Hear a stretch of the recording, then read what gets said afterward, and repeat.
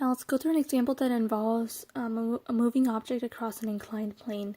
So we have 30 kilogram skateboard that's sliding down an inclined plane with a 45-degree incline and a constant speed of 0.4 meters per second. And we're asked to find the kinetic friction. Now if we begin by identifying the given values here, we know that we have a mass of 30 kilograms. We know that the slope of the incline is 45 degrees.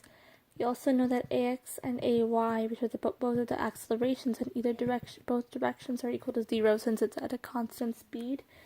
We also know that gravity at Earth is at 9.81 meters per second squared, and there is a constant speed of 0.4 meters per second. We're asked to find the kinetic friction. So what is the kinetic friction? If we were to draw a diagram here, you would have a triangle as an inclined plane, and we would have the object right here.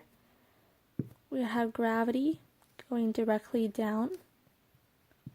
We would always make sure to redraw the x and the y axis since it's an inclined plane, and so now these are parallel and perpendicular. We would have friction going upward up the slope since the object is moving downward, and you would have normal force going upward. Now you would make sure that you have theta labeled over here, and you would need to make sure to break down the x and y components of gravity. So you would have a component that goes down, and that would be mg perpendicular since it goes perpendicular to the slope. And you would have a component that goes this way, and that would be mg parallel. That would go parallel to the slope, and you would have theta s labeled over here, and these two would be equal.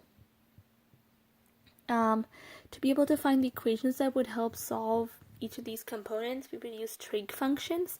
So, for example, if we were trying to solve for mg parallel, you would use sine, the sine functions, because it is opposite to the theta value. So you would write it as sine theta s equals mg parallel over mg, and if that is cross multiplied, that would be mg parallel is equal to mg sine theta s.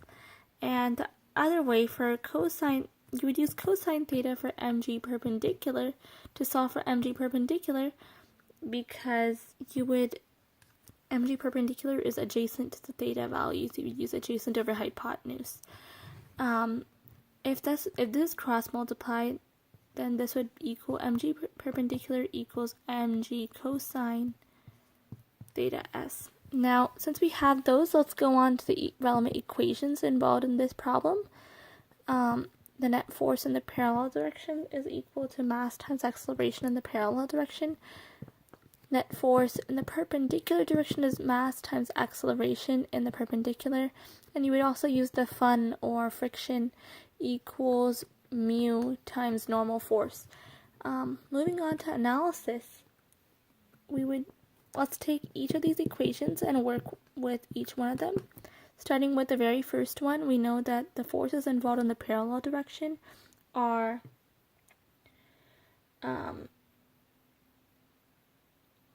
we know that it is